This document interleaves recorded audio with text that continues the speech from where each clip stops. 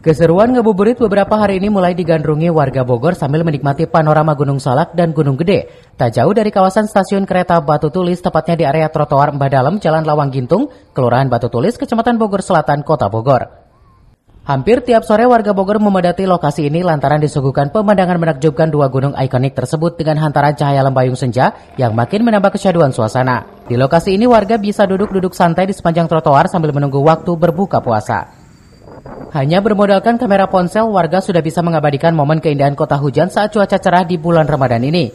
Hanya saja bagi Anda yang hendak mengunjungi kawasan ini harus mengenakan jaket atau baju tebal, mengingat belakangan angin bertiup cukup kencang di sekitar lokasi.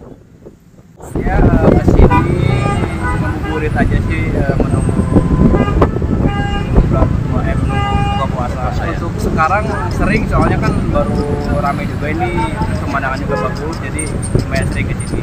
Daya tariknya sih kita bisa lihat langsung pemandangan Gunung Salak ya, sama Gunung Gede kalau misalkan emang cuacanya bagus. Ya, untuk beberapa hari ini sih cuacanya bagus. Sore lumayan ramai, tapi kalau misalkan cuaca bagus malam juga ramai. Ya paling pemandangan lampu aja sih yang ada di kota. Secara geografis Gunung Salak membelah di dua wilayah yaitu Bogor dan Sukabumi. Sedangkan Gunung Gede Pangrango membelah wilayah Bogor dan Cianjur. Pemandangan elok ini bisa dinikmati di sejumlah sudut kota hujan. Sedangkan titik ini belakangan menjadi primadona warga pasca Pemkot Bogor melakukan penataan kawasan Batu Tulis sebagai destinasi wisata baru.